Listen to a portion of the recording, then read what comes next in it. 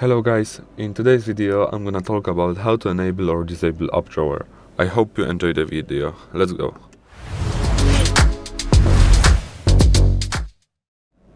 So what we are gonna do is we are gonna hold the screen here, or just the screen, somewhere where there isn't any icon. Then click home settings, home screen style, and we are gonna click open.